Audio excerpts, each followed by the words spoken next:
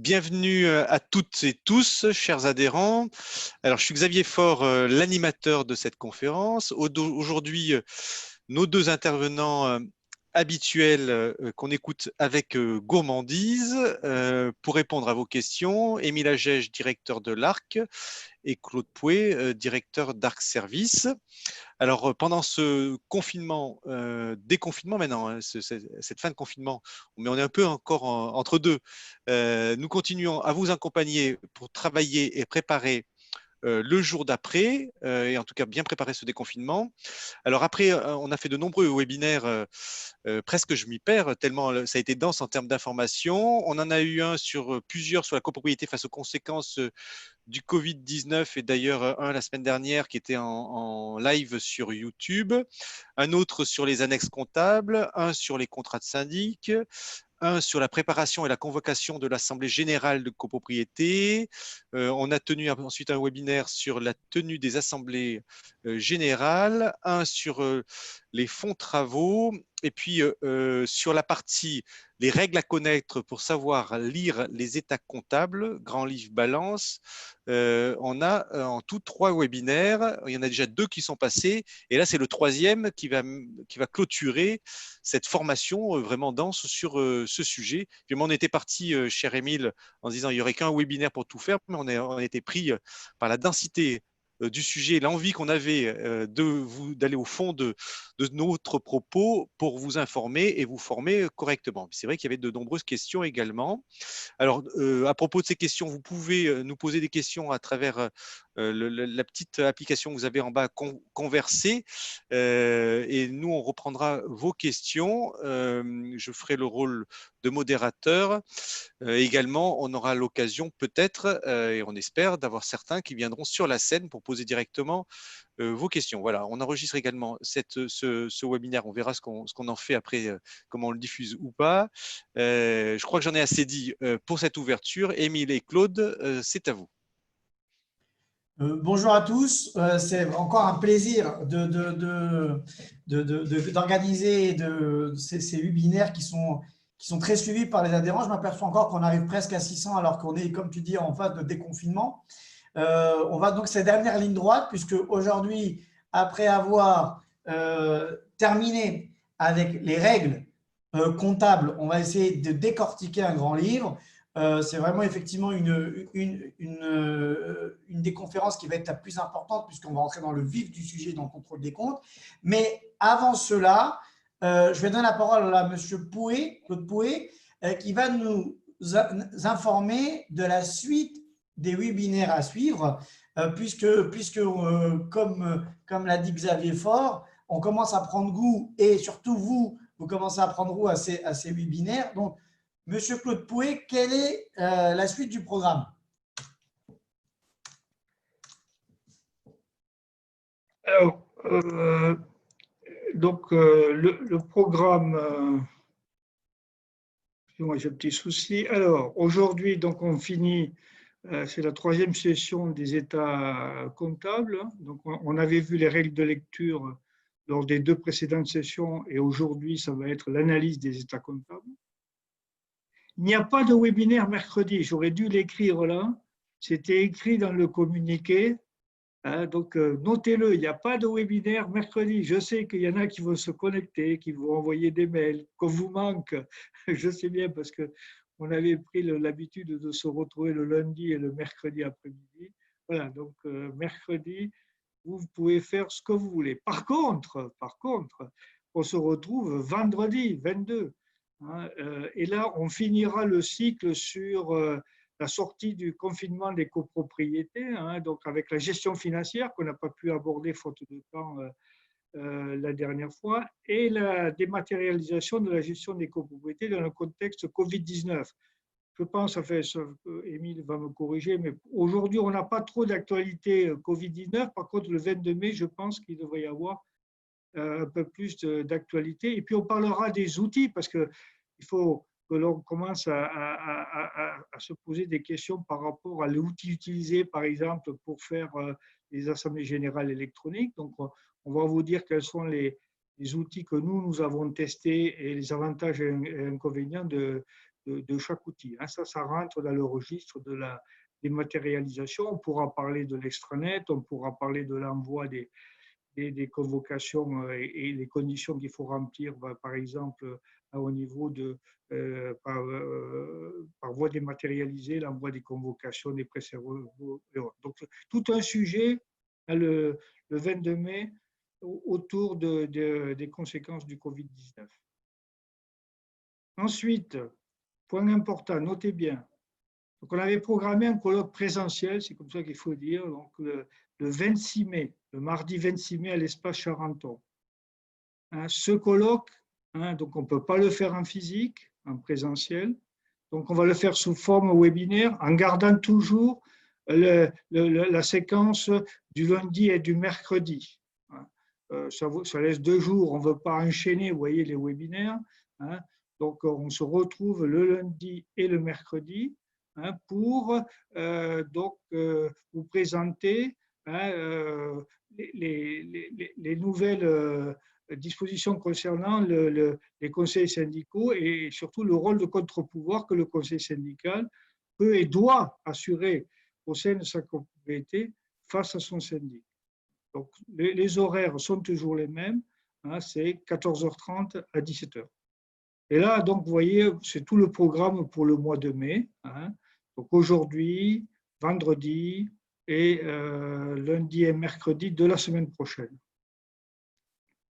On arrive en juin, si ça veut bien. Voilà. Alors, vous aurez, on va vous faire. Excuse-moi, Claude, il y a juste un petit problème d'affichage. Émile, si en haut, voilà, il faut mettre sur. Voilà, superbe. Bien, alors, on arrive en juin. Donc, il y aura des webinaires en juin. Pour l'instant, on ne les a pas arrêtés. On va essayer de rester sur le rythme des lundis et mercredis. Il n'y a qu'une chose qu'on peut vous annoncer aujourd'hui, c'est que le colloque présentiel du mardi 23 juin, pour la même raison que celui du 26 mai, il va être remplacé par 2 webinaires, les lundis 22 et mercredi 24 juin. Je rappelle que le thème, mais il n'est pas complètement consolidé, que le thème, c'était comment mettre en concurrence le contrat de syndic de votre copropriété. Je dirais qu'en fonction de l'actualité, comme ça peut un peu évoluer, en sachant que, rappelez-vous, il y a des nouvelles dispositions qui sont mises en œuvre au 1er juin. Donc là, vous allez être dans la phase où, pour ceux qui vont faire les assemblées générales à la rentrée, à commencer à préparer les ordres du jour. Alors, il y a eu pas mal de modifications à partir du 1er juin, des choses qui sont votées, par exemple à l'article 26, à l'article 25, de nouvelles dispositions concernant, je l'ai dit, le conseil syndical avait peut-être plus de prérogatives pour le conseil syndical. Voilà, donc 2 webinaires là, qui vont être et à la fois très, très denses et très intéressants. On continue. Ensuite, donc ça c'est un petit rappel, comme ça vous l'avez sous la main, c'est un petit rappel de tous les liens pour récupérer les supports. J'ai vu que tout à l'heure, un des participants demandait les liens des 3 sessions de comptable. Donc, ces liens, vous les retrouvez. Donc, ça, c'est depuis le début. Vous avez tous les liens. On va passer à la page suivante.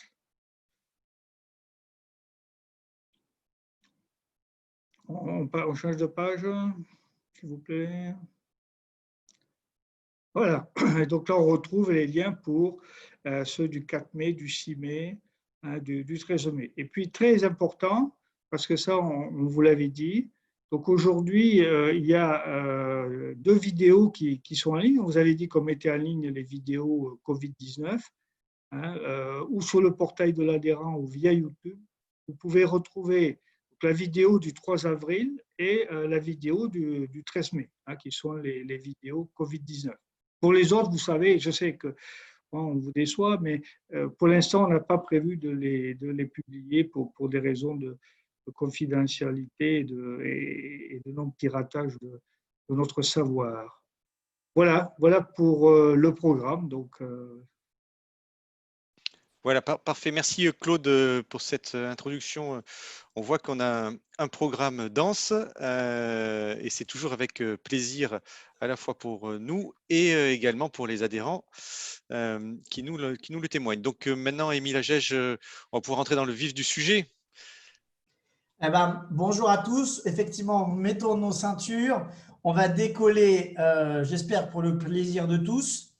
Et bien évidemment, avant de repartir sur le sujet d'aujourd'hui, pour ceux qui sont connectés en cours de route, vous retrouvez ici le lien pour accéder au support de formation arc-copro.com/v4eu.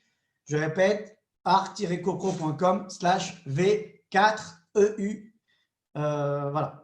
Alors, résumons rapidement les éléments que nous avons partagés lors de ces 2 derniers webinaires. On a déjà expliqué une chose qui explique en réalité l'origine même de l'ARC et qui explique le conflit qui existe entre conseil syndical et syndic, c'est le fait que ce syndic est à la fois le mandataire de la copropriété devant défendre les intérêts économiques de son mandant, qui est le syndicat des copropriétaires, mais il est aussi, comment dire, un commerçant qui doit défendre l'activité de son cabinet et pour lequel ses clients sont les mêmes mandants que sont le syndicat de copropriété, ce qui crée un conflit d'intérêts entre défendre les intérêts économiques de la copropriété ou défendre les intérêts économiques du cabinet en abusant sur son statut de mandataire, en essayant de réclamer des honoraires non dus ou bien en essayant, par des jeux de comptabilité, d'utiliser d'une manière détournée les sommes du syndicat des copropriétaires. Donc, ça, on l'a expliqué. On a expliqué aussi qu'il ne fallait pas confondre 2 notions. La première notion qui était la notion de charge de copropriété. On a expliqué que les charges de copropriété, ce sont l'enregistrement de la facture indépendamment de son règlement, alors qu'en parallèle, on a les dépenses qui sont les factures réellement décaissées sur le compte bancaire de la copropriété. Et en parallèle, on avait les produits. Ce sont les sommes que la copropriété est en droit de recevoir, les loyers, les appels de fonds, les indemnités d'assurance, les produits financiers, etc., etc. En parallèle des recettes qui sont les sommes effectivement encaissées dans le compte de la copropriété. On avait expliqué aussi que la comptabilité, c'était l'usage de plusieurs comptes comptables déterminés par des classes. Et donc, on avait la classe 1 qui était les capitaux, la classe 4 les tiers, la classe 5 la trésorerie, la classe 6 les charges et la classe 7 les produits. On avait expliqué aussi que plus la numérologie est importante, plus on rentre dans le détail de ce que l'on veut déterminer. 450-01, on avait expliqué que 4 c'était les tiers, 50 c'était le type de tiers que sont les copropriétaires et ensuite, à l'intérieur des copropriétaires, quel est le copropriétaire concerné. On avait expliqué, vous allez voir que tous ces résumés et ces rappels ne sont pas fortuits et vont avoir toute leur importance dans l'analyse d'un grand livre, puisqu'on avait expliqué que lorsque on a une campagne de travaux qui présente un excédent, eh ben, cet excédent doit être réparti auprès des copropriétaires. Dans le cas que l'on voit ici sur le slide, on voit qu'il y a un excédent de 20 000 euros et donc ces 20 000 euros doivent être recrédités sur les comptes des copropriétaires puisque ce sont tout simplement des appels de fonds supplémentaires qui ont été réalisés. Donc, de manière, on va dire, symétrique, on les a appelés. Ces sommes-là ne sont pas utilisées parce que la campagne de travaux coûtait moins cher que prévu. On recrédite auprès des copropriétaires, au prorata de leur tantième, les sommes appelées. Premier procédé, le procédé moins rigoriste et moins légal, c'est de séquestrer, entre guillemets, ces excédents de travaux et au final, on ne répartit pas ces sommes-là auprès des copropriétaires et donc on ne crédite pas comment dire, ces sommes auprès des copropriétaires, ce qui fait que les copropriétaires ne bénéficient pas de l'excédent d'appel de fonds qu'ils ont pour autant versé. Voilà. Donc, bien évidemment, bien souvent, ce compte est mis en compte d'attente, cet excédent est mis en compte d'attente en espérant que personne ne s'aperçoit de cette supercherie. On avait expliqué aussi que dans les classes 4, il y avait toute une palanquée, je dirais, de comptes de tiers, les fournisseurs, les factures parvenues, mais aussi également les copropriétaires qui sont, des tiers de la copropriété, au même titre qu'un fournisseur. Et donc, en parallèle de ça, on avait des comptes qu'il fallait vérifier de manière scrupuleuse et méthodique, puisque ce sont des comptes un peu bâtards, dans lesquels on a notamment les comptes 46, qui sont les créditeurs et débiteurs divers, dans lesquels justement il fallait déterminer qui se cachait derrière ces sommes-là, aussi bien leur nom que leur montant, et idem pour les comptes d'attente, où c'était tout simplement des sommes qui étaient en salle d'attente, en attente justement d'affectation, et donc il ne fallait surtout pas laisser en attente, puisque laisser des sommes en attente, c'est laisser des sommes, pardonnez-moi, qui ne sont au profit ni de la copropriété, ni des copropriétaires. Donc l'objectif, c'est bien, que l'Assemblée générale puisse voter l'affectation des sommes mises en salle d'attente pour que justement vous en bénéficiez. On avait expliqué qu'il y avait deux hypothèses. La première hypothèse, c'était une indemnité d'assurance pour 25 000 €. Et donc, il y avait deux possibilités d'action. L'action la plus honnête, c'est qu'on a une indemnité d'assurance donc suite à un sinistre, et donc on va mettre cette indemnité d'assurance au profit des travaux de réhabilitation pour justement amenuire le coût des travaux. Donc, dans notre cas de figure, il y avait pour 32 000 € de travaux 25 000 € d'indemnité d'assurance. Donc, ça fait qu'en réalité, le coût des travaux que devra supporter les copropriétaires sont de 7 000 €. Par contre, la deuxième hypothèse où on met cette indemnité d'assurance en compte d'attente, et donc on ne l'affecte pas aux travaux, on demande donc aux propriétaires de supporter l'intégralité du montant des travaux, c'est-à-dire 32 000 €. On a vu aussi les comptes 5 avec une distinction entre les fonds placés et les comptes banques. Donc les fonds placés sont générateurs de produits financiers.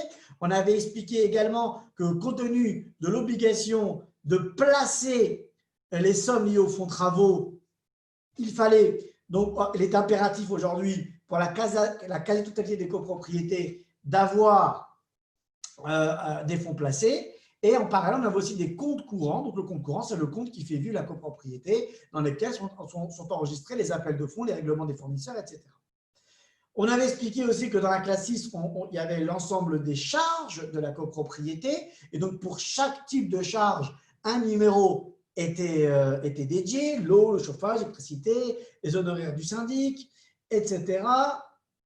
Et en parallèle, on avait les comptes 7. Les comptes 7, ce sont les différents produits de la copropriété dans lesquels on retrouve bien évidemment les charges, les appels de fonds courants.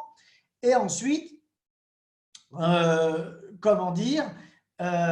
les appels de fonds travaux, et ensuite les produits financiers en compte 716, les produits divers liés aux banques, liés aux produits financiers, sont aussi indiqués dans les comptes 7. Élément extrêmement important, puisque là maintenant on va rentrer dans maintenant la lecture des comptes comptables, et on avait dit qu'en réalité il y avait deux parties de comptes. Il y avait les comptes de 1 à 5 et les comptes de 6 à 7. Et donc, les comptes de 1 à 5, ce sont les comptes de variation qui vont au final indiquer quelle est la situation des tiers vis-à-vis de la copropriété. Donc, les comptes de 1 à 5 présentent la situation des tiers vis-à-vis de la copropriété, ces mêmes tiers qui peuvent être débiteurs ou créditeurs. Et on avait expliqué que les comptes 6 et 7, leur vocation était uniquement pour les classes 6 de présenter les charges et pour les classes 7 de présenter les différents produits que la copropriété a enregistrés. On avait expliqué que derrière les classes 1 se cachaient en réalité les copropriétaires qui ont avancé de l'argent à la copropriété. Et donc, lorsqu'on parle de capitaux de la copropriété, les financeurs de ces capitaux de la copropriété sont les copropriétaires. On avait expliqué que dans les classes 4, derrière ces classes 4, on a les tiers de la copropriété qui peuvent être les fournisseurs, les organismes sociaux et fiscaux, ou bien les copropriétaires dans lesquels il y a eu des mouvements, soit d'appel de fonds, soit de règlement.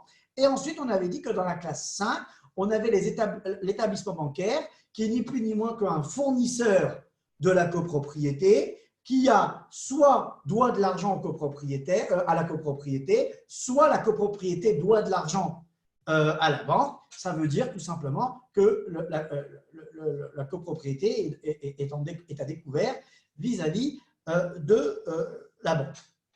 On avait expliqué qu'en réalité, pour lire un compte comptable, il fallait surtout ne pas être intelligent puisque ça se lit de manière très basique, pour ne pas dire bête. C'est-à-dire que lorsque l'on va trouver une opération au débit dans les classes 1 à 5, ça voudra tout simplement dire qu'il y a une créance au bénéfice de la copropriété. Et lorsque le compte présentera un solde créditeur, ça veut dire que ça sera une dette vis-à-vis que devra supporter la copropriété. On avait donné un exemple, on avait dit que lorsque l'on veut lire un compte de la classe 1 à la classe 5, en réalité, il fallait se poser 3 questions qui, la situation et combien. Ça impliquait la chose suivante, que lorsque l'on avait un compte de copropriétaire, il fallait tout simplement qui le copropriétaire a, le solde est au débit, donc ça veut dire qu'il est débiteur, le copropriétaire A est débiteur, donc il est débiteur, c'est qu'il doit de l'argent, le copropriétaire A est débiteur de 176 € vis-à-vis du syndicat des copropriétaires. Au final, c'est toujours le même système qu'il faut avoir. On avait donné d'autres exemples. On est par exemple M. Dupont. M. Dupont est créditeur de 76,98 € par rapport au syndicat des copropriétaires. Par contre, EDF présente un crédit de 121,58 € vis-à-vis du syndicat des copropriétaires. Donc, en réalité, c'est toujours la même règle. On ne réfléchit pas, on lit avec une notion qu'il faut bien comprendre. Quand bien même ce sont les documents comptables de la copropriété, ces documents comptables présentent non pas la situation de la copropriété vis-à-vis du tiers, mais bien la situation du tiers vis-à-vis de la copropriété. C'est très important de remettre les acteurs dans la bonne place. C'est bien la situation du tiers vis-à-vis de la copropriété. Dans notre cas de figure, M. Dupont, c'est bien M. Dupont qui est créditeur. Vous voyez, ça va d'en haut vers le bas, je dirais. C'est bien M. Dupont qui est créditeur vis-à-vis de la copropriété et non pas la notion inverse. Je ne vais pas vous le dire pour ne pas vous embrouiller dans la tête. Donc, c'est bien la situation du tiers, je répète, vis-à-vis de la copropriété. Idem pour EDF, c'est bien EDF qui est créditeur vis-à-vis de la copropriété. On a expliqué en réalité que pour la banque, il faut fonctionner de la même façon, c'est de considérer la banque comme un fournisseur de la copropriété. Et on avait dit aussi qu'il ne fallait pas réfléchir. Donc, on a bien la banque qui est du coup débitrice vis-à-vis de la copropriété. Donc, lorsque la banque est débitrice, c'est-à-dire qu'elle doit de l'argent à la copropriété, donc tout va bien. Vous voyez déjà, ce n'est pas exactement comme le relevé bancaire, parce que justement, le relevé bancaire, c'est le côté miroir, c'est le côté inverse. C'est la situation de la copropriété vers la banque, puisque c'est la banque qui émet le relevé bancaire. Là, on est dans des documents qui sont émis par la copropriété. Donc, c'est bien, on veut savoir quelle est la situation de la banque vis-à-vis de la copropriété. Et donc, on a une situation inverse, donc c'est vraiment le reflet. Et donc, on est bien, comment dire, dans une situation où, lorsque la banque ou lorsque le compte banque indiqué dans le grand livre de la copropriété présente un débit, c'est que la copropriété est débitrice vis-à-vis de la copropriété. Donc, autrement dit, parallèlement, la copropriété est créditrice vis-à-vis de la banque. J'espère que c'est une notion qui est comprise, puisque vous êtes dans un effet miroir, encore une fois. On avance. On avait aussi indiqué, alors, on s'était arrêté justement à cette notion de double partie. Alors, peut-être rapidement, s'il y a des questions sur ce qu'on a vu, très rapidement, est-ce qu'on peut poser 2-3 questions pour décanter, pour rebondir ensuite sur la suite du programme? Oui, alors, Émile, on peut poser des questions. Alors, moi, ce que je vous propose, on a quelques questions qui sont un peu de la suite. Moi, ce que je peux proposer, c'est de lever à la main, en prendre 2-3 comme ça, au pied levé. Alors, je vous rappelle, quand vous levez la main, il faut que vous assuriez que vous ayez un micro qui fonctionne bien sur votre ordinateur. Voilà, je vois une première personne qui est… je vais appeler Olivier. Olivier, voilà, vous avez la parole, Olivier. Bonjour à tous. Bonjour. Émile, on se tutoie parce qu'on se connaît, donc si tu D'accord. permets.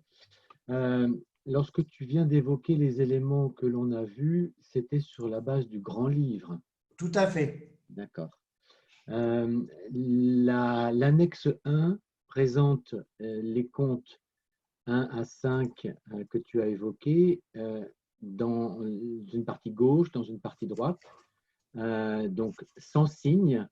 Cette notion de débit-crédit, comment on la lit sur l'annexe 1? Alors, c'est toujours, comment dire, protocolaire, je dirais, réglementé. La partie droite, c'est crédit. La partie gauche, c'est débit. D'accord. La main droite, c'est la main forte. Donc, la main forte, c'est où il y a le crédit. OK. Pardonnez pour les gauchers, mais D'accord. Okay. c'est la majorité Donc, qui à droite, c'est crédit et à gauche, c'est débit. Oui. D'accord. Lorsque j'ai un solde de banque à gauche de 4 441 €, Ça veut dire que la banque est débitrice vis-à-vis de la copropriété de 4 000 et quelques euros. D'accord. La banque est débitrice, donc en fait, elle doit de l'argent à la copropriété. Oui. D'accord. Ce qui est normal, puisque en réalité, vous donnez entre guillemets votre argent à un tiers de confiance qui est la banque, et la banque, elle vous le doit cet argent. Donc, elle est bien débitrice vis-à-vis de la copropriété. D'accord. Je me permets de te poser la question parce qu'on s'était eu donc, il y a plusieurs semaines sur le sujet. Tu m'avais dit qu'on y reviendrait, mais afin que tu l'aies en tête, si tu veux bien, dans le cours de ton exposé, moi, il y a une chose qui me paraît importante quand je vois mon annexe 1, c'est que je ne sais pas du tout si ma copropriété est en difficulté ou pas. J'ai des copropriétaires qui doivent un montant important. J'ai des provisions pour travaux qui ne sont pas soldées. Olivier, peut-être qu'on peut résumer cette question, Olivier, mais juste, c'est peut-être résumer la question. Émile, je la résume pour toi. Comment est-ce qu'on voit qu'une copropriété est en difficulté ou pas? Voilà, c'est ça la question. Merci, Olivier. Comme ça permettra de prendre d'autres personnes. Merci à vous. À mon avis, Olivier a posé une excellente question. Il est impératif que l'on fasse un webinaire pour diagnostiquer en quelques regards la température de la copropriété. C'est un vrai bon sujet. Normalement, c'est un petit peu comme chez le docteur, avec 4-5 symptômes, on peut savoir si la copropriété a 36, 37, 42 de fièvre. Donc, j'ai bien noté, et peut-être qu'à la suite de ce webinaire-là, dans une programmation, on a fait une formation sur les annexes comptables. Peut-être que je ferai en réalité une petite séquence webinaire où je dirai exactement, voilà 4-5 points très rapides à vérifier dans vos annexes et pour déjà que vous ayez une vision globale de la cession de la copropriété. C'est une très bonne idée et je la retiens. Voilà, on prend une petite question là, juste de monsieur ou madame de Malvoisine, que je fais venir. Vous aviez, voilà, il faut ouvrir votre micro. Oui, bonjour. Voilà, bonjour madame. Bonjour. Vous aviez une question sur les comptes 102, voilà, pour être une question bien précise. Ouais. Allez-y. En fait, dans le grand journal, j'ai pas de compte 102. Dans les annexes, j'ai pas de compte 102. C'est quand même assez dérangeant. Qu'en pensez-vous? Alors, Merci, vous avez- madame, pour votre question. alors pour le compte 102, c'est très simple. De deux choses l'une. Soit il n'y a pas de travaux, et donc comme il n'y a pas de travaux, il n'y a pas d'appel de fonds travaux, et comme il n'y a pas d'appel de fonds travaux, et il n'y a pas, comment dire, de compte 102, soit il y a eu effectivement des travaux et des appels de fonds travaux, et il n'y a pas de compte 102, et donc c'est une anomalie. Et donc il faut creuser. C'est ça, comment dire, le vrai job du conseil syndical. Et pourquoi on ne pourra jamais remplacer le conseil syndical? Parce que moi, je suis bête. Je regarde un document, je lis le document, mais vous allez pouvoir corroborer ce document comptable à la réalité de terrain. Donc, si vous savez pertinemment que dans votre copropriété, par exemple, il y a des loyers, ben vous devez retrouver ces loyers-là dans les produits de la copropriété. On va le voir dans l'exemple qu'on va présenter tout à l'heure. Justement, ce grand livre, pourquoi il présente des anomalies? Parce que le copropriétaire, le conseil syndical, savait pertinemment qu'il y avait des travaux, qu'il y avait des produits financiers, qu'il y avait des loyers, et il ne les retrouvait pas dans la comptabilité. Donc, nous, on peut lire un grand livre, mais vous pouvez concrètement corroborer le document technique comptable qui vous a été remis par rapport à la réalité de terrain. Donc, pour répondre à votre question, il n'y a pas de travaux, c'est normal qu'il n'y a pas de provision de travaux. Il y a des travaux, mais il n'y a pas de provision de travaux. Votre grand livre présente une anomalie. Et d'ailleurs, moi, avant même que je commence à… Enfin, moi, non, avant, quand je faisais des contrôles de compte, comment dire, avant même que je rentrais dans le fond du grand livre, déjà, je regardais son infrastructure. Je regardais déjà s'il était cohérent. Je posais 2-3 questions au conseil syndical en lui disant « Est-ce que c'est normal que le gars me dit oui, il me dit non. » Je dis, si vous me dites qu'a priori, vous avez des produits financiers, je ne les vois pas. Je prends le grand livre, je le déchire, je dis au syndic, vous me sortez un nouveau jeu qui correspond à la réalité. Donc, c'est ça aussi la plus-value du conseil syndical. Voilà, très bien, Émile. Peut-être Allez. je propose d'avancer comme ça. Merci pour ces précisions.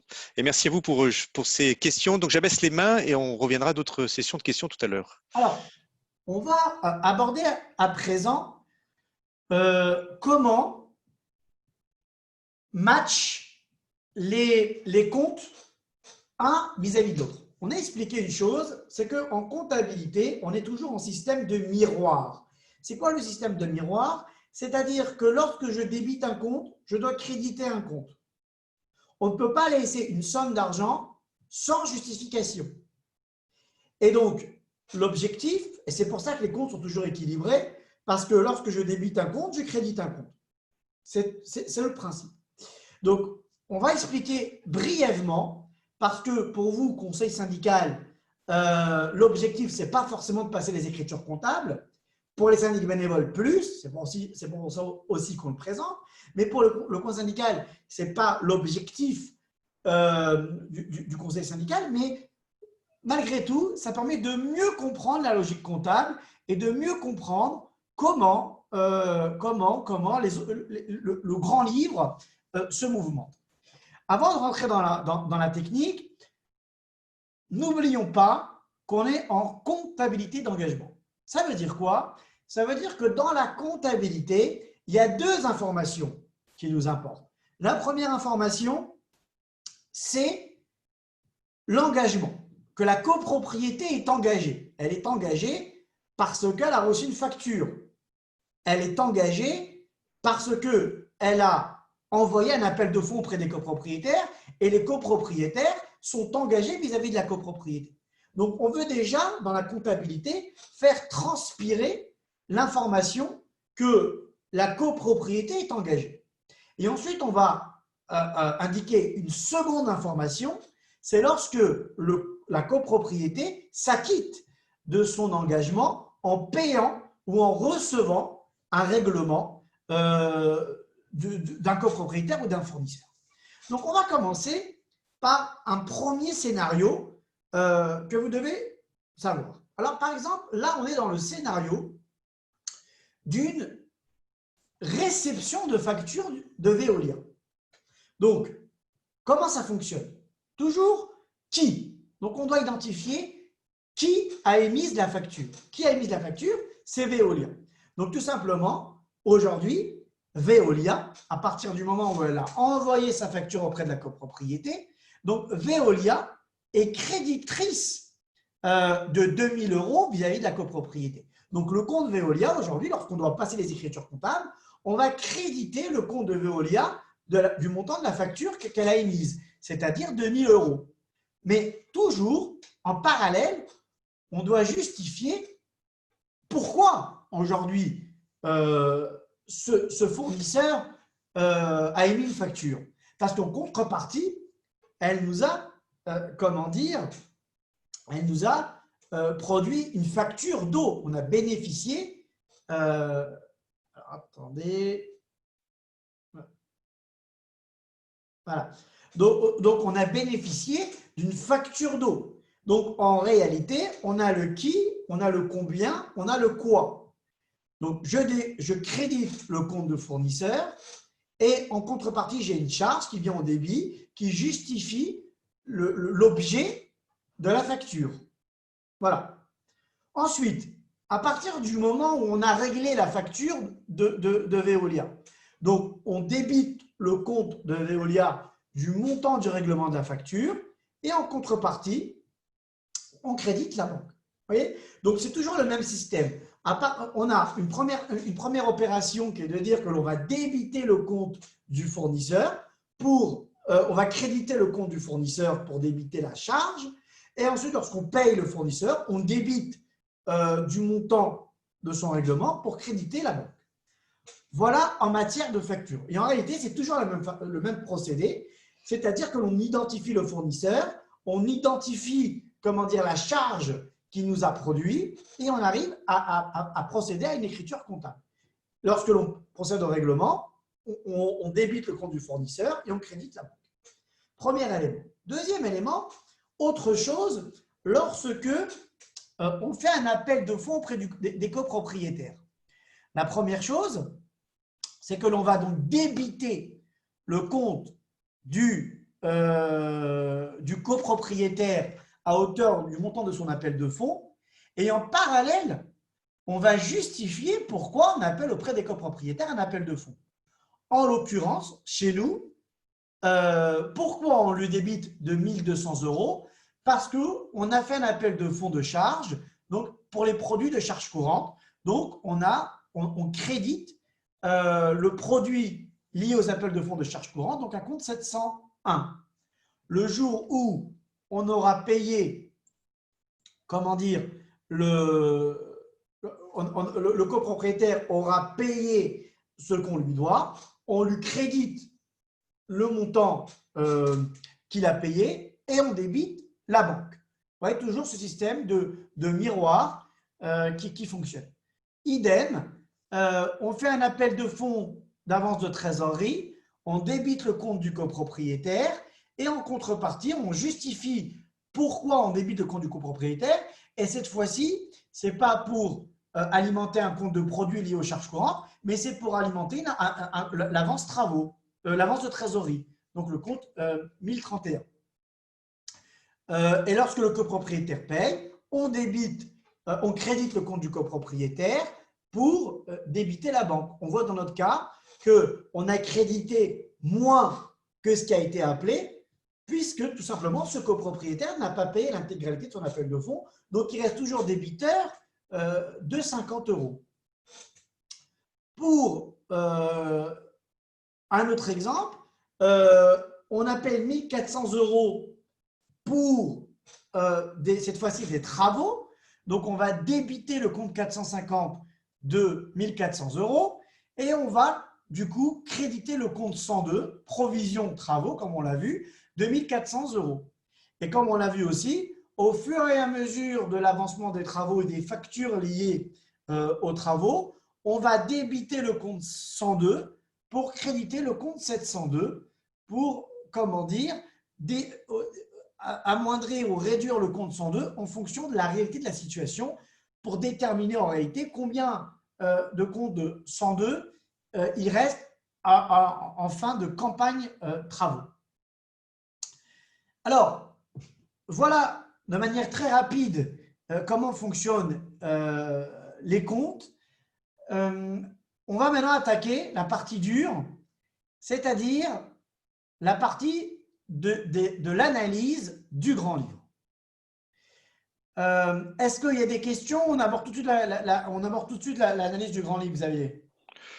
Moi, je propose, comme on a eu des questions il n'y a pas très longtemps, peut-être d'avancer sur le grand livre, si ça Alors te va. voilà. Donc maintenant, on arrive au clou du spectacle, je dirais, puisque en réalité, on va présenter ici un grand livre. Déjà, j'ai été très étonné et ravi qu'au final, grâce à ce webinaire, des conseillers syndicaux de grosses copropriétés ont fait la connaissance du grand livre.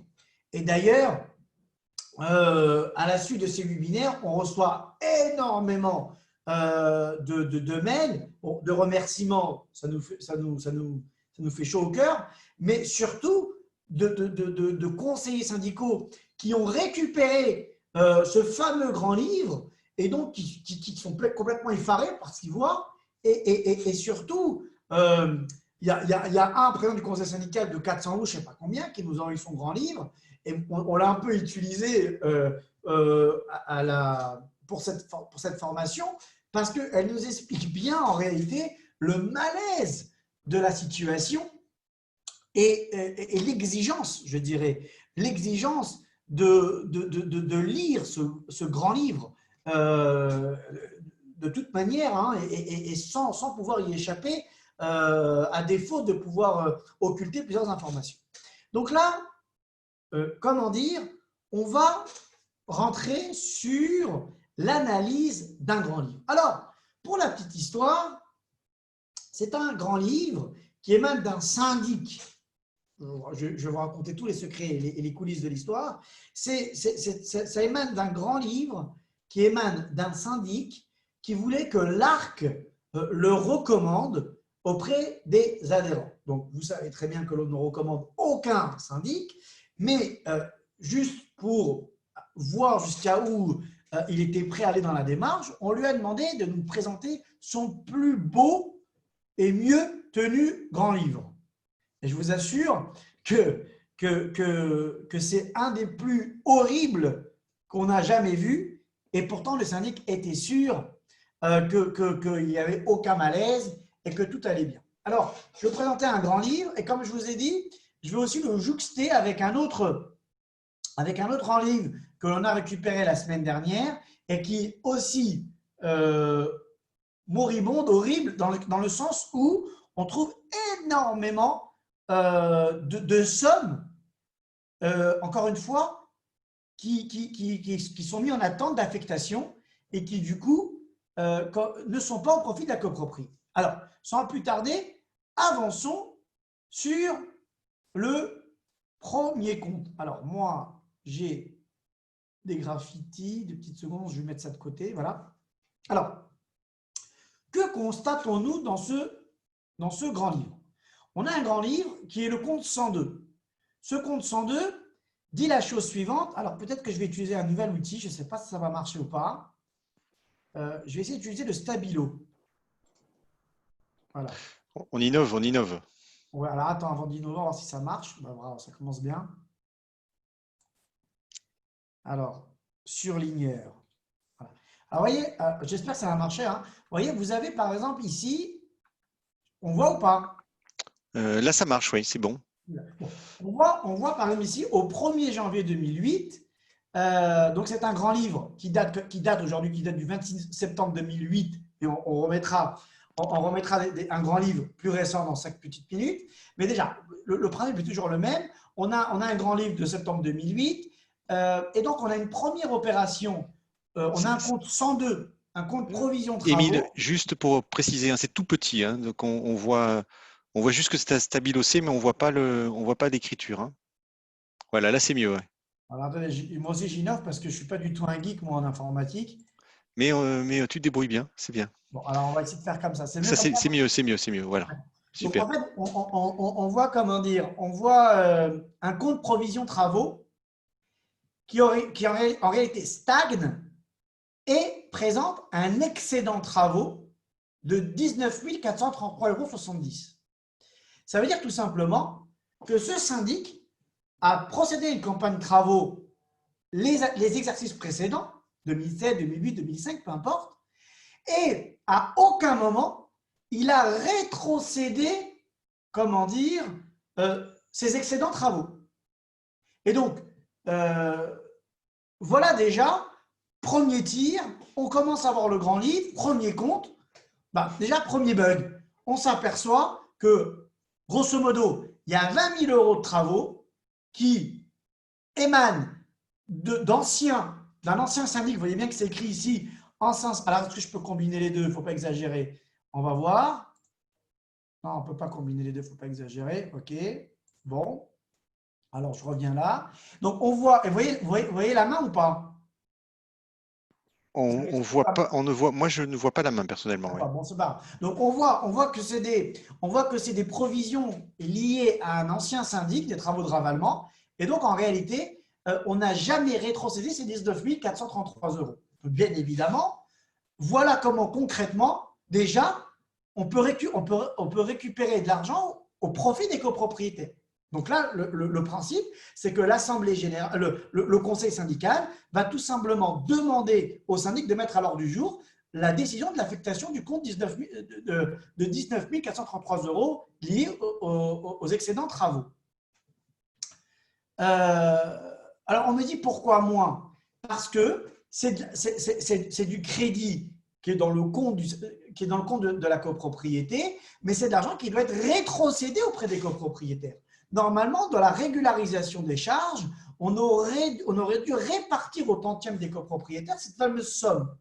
Là, elle est séquestrée dans un compte et donc elle n'a aucune utilité, si ce n'est, et on va le voir dans ce cas de figure, principalement, si ce n'est de gonfler la trésorerie.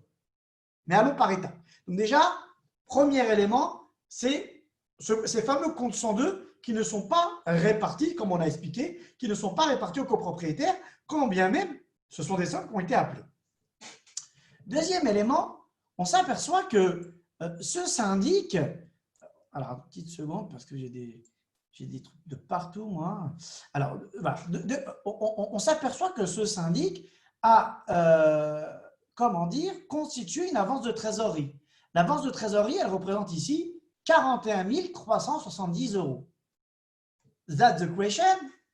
Est-ce qu'il est normal et serein que la copropriété constitue une avance de près de 40 000 €? Oui, non, peut-être pas autant. Question à se poser.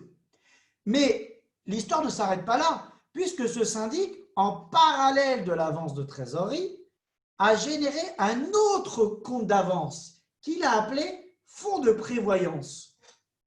Est-ce que ça justifie qu'en parallèle des 40 000 et quelques € d'avance de trésorerie, on appelle aussi en parallèle des fonds de prévoyance? Oui, non, peut-être. Il faut savoir qu'avec déjà première page du grand livre, même pas j'ai commencé à m'exciter, on a déjà pour 85 000 € de fonds appelés qui justifieraient une réflexion. Et comment dire, et on va le voir. Dans ce cas de figure, qu'est-ce qui s'est passé? Il s'est passé qu'on a une copropriété extrêmement riche et des copropriétaires dans l'agonie. Autrement dit, des copropriétaires débiteurs extrêmement pauvres parce que tout simplement, on a matraqué d'appels de fonds. Le conseil syndical, qui n'a sûrement pas été suffisamment vigilant, et donc, on a créé par couches successives des appels de fonds sans prendre conscience de l'impact que cela indique. Alors, on me pose la question, mais dans la nomenclature, il n'y a pas de fonds de prévoyance. Oui et non, parce qu'on avait dit qu'on peut créer autant de sous-comptes que l'on veut. Donc, vous voyez bien, alors, je vais réessayer parce que je n'aime pas rester sur des échecs. Surligneur. Ça ne marche pas. Mais, ça marche surligneur, mais il ne faut pas que tu sois en zoom en même temps. Tu ne peux pas faire les deux. Donc, tu peux surligner et après zoomer. Alors, regarde, je vais vous montrer un truc. Vous voyez bien qu'en réalité, ce qu'a fait ce syndic-là, il a créé le compte 103, qui est le compte d'avance, et ensuite, il a créé des sous-comptes. Et donc, il a créé un compte 103.1, avance de trésorerie. Après, il a créé un compte 103.6, fonds de prévoyance. Et moi, je leur ai proposé, comme je vous ai expliqué, de faire un compte 103.7, fonds pour pigeons.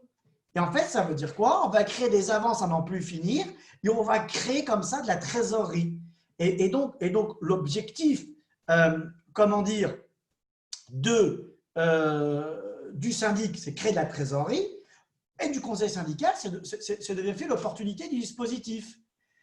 Et donc, c'est ça l'objectif.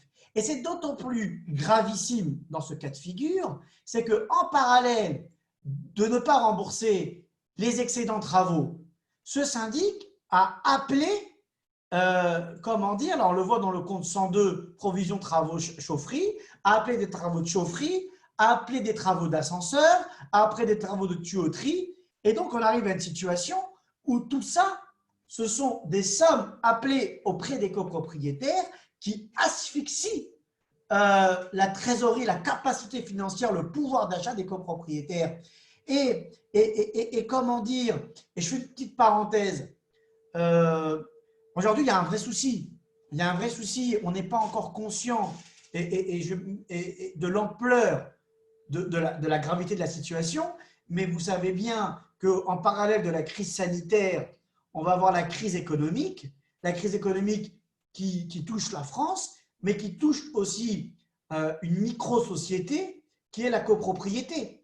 Et si au niveau de la France, on constate une augmentation des chômeurs, au niveau des copropriétés, on va aussi constater une augmentation de copropriétaires en difficulté. Et donc, un des moyens, d'ailleurs, je fais une parenthèse, je vais saisir les pouvoirs publics pour leur dire attention, warning, ce que vous rencontrez à l'échelle nationale, on va le rencontrer à l'échelle, on va dire, beaucoup plus microéconomique dans les copropriétés.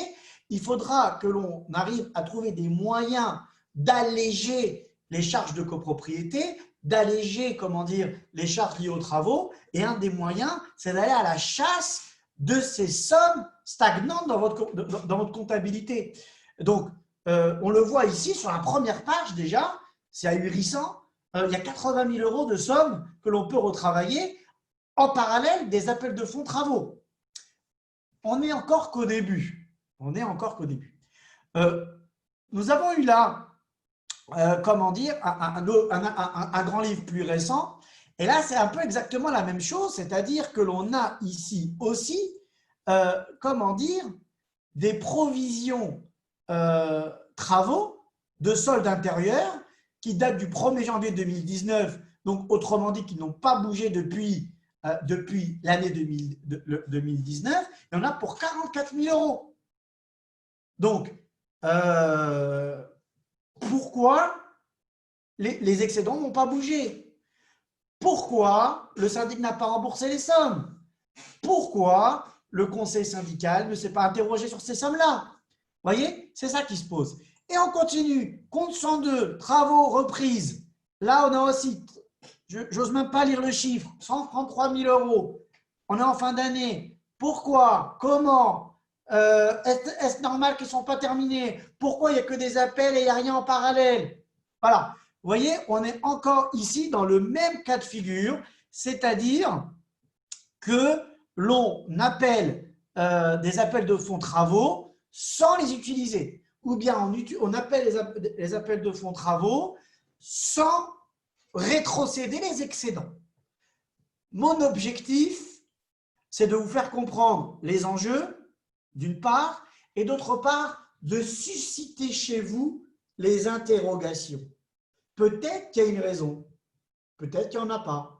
S'il y a une raison, qu'il explique. S'il n'y a pas de raison, on rétrocède l'argent. Voilà. Vous voyez, là, mais vous voyez, on est sur des sommes extrêmement importantes, 44 000 euros là.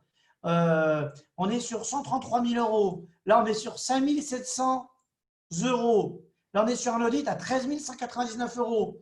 Donc, la vraie question à se poser, c'est pourquoi ces sommes? Pourquoi, comment dire, ces sommes ne sont pas utilisées? Et donc, s'ils ne sont pas utilisés, réaffectation auprès des copropriétaires, ou bien justification, et il faut qu'elle soit plausible et logique. Je continue.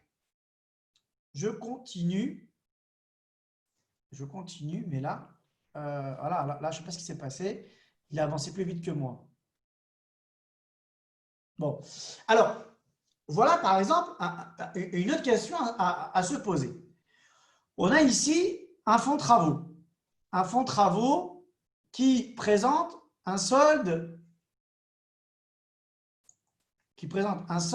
de 20 945 €. Le réflexe à avoir est d'aller tout de suite vérifier le livret A pour vérifier combien il présente. Et donc, dans ce livret-là, on a 88 000 € et 35 000 €. Donc, on pourrait dire il y a les 20 000 € appelés sur l'exercice 2019. Or, on s'aperçoit que ces 88 000 €, ces 35 000 € sont en fait la résultante d'opérations qui ne concernent pas 2019, en grande partie. Puisque, en réalité, lorsque l'on regarde ce qui concerne 2019, on a deux fois 5 000 et 5 000, ça fait à peu près, on va dire, allez, 12 000 €. Et on a sur l'exercice 2020, on a ici 10 000 €. Donc, la question est donc de savoir si les 20 000 € liés au fonds de travaux ont bien été affectés sur les comptes de livret. Si c'est le cas, tout va bien. Si ce n'est pas le cas, il faudra interroger le syndic. Comment se fait-il qu'on a en compte 105 fonds de travaux 20 000 € et en livret, on a 4 000 € par exemple. Ça voudra dire tout simplement que le fonds de travaux, les sommes versées pour le fonds de travaux ne sont pas utilisées pour le fonds de travaux et pour d'autres raisons. Par exemple, pour combler les impayés. Et là, il faut s'interroger. Donc aujourd'hui, on fait de la cavalerie. C'est-à-dire qu'en réalité, les sommes qui sont censées être épargnées pour faire face aux campagnes de travaux sont en fait utilisées, détournées à d'autres fins, notamment celui de compenser les impayés. J'avance.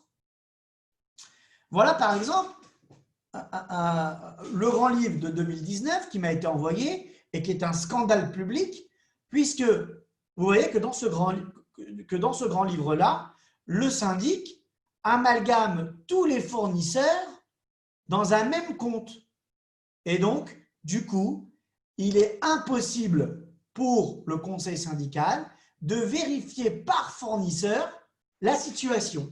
Donc, bien évidemment, ça c'est illégal, puisqu'on avait vu, c'est pas illégal, mais du fait que la nomenclature comptable avait prévu un compte pour l'ensemble des fournisseurs, mais vous pouvez, vous, conseil syndical, dire « moi, je n'y comprends rien dans ce grand livre, et donc je demande à avoir cette fois-ci, on va revenir sur le principe du journal, un journal spécifique aux fournisseurs pour connaître la situation des fournisseurs de manière détaillée. » Vous voyez, ça c'est scandaleux.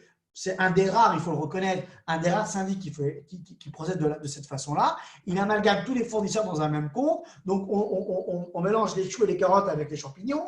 Et donc, au final, on ne sait plus en réalité quelle est l'évolution par fournisseur de la situation. Alors, on m'envoie des mails, on me dit, là, enfin, des communications, pareil chez nous, pareil chez nous. Donc, vous avez un syndic complètement margoulin.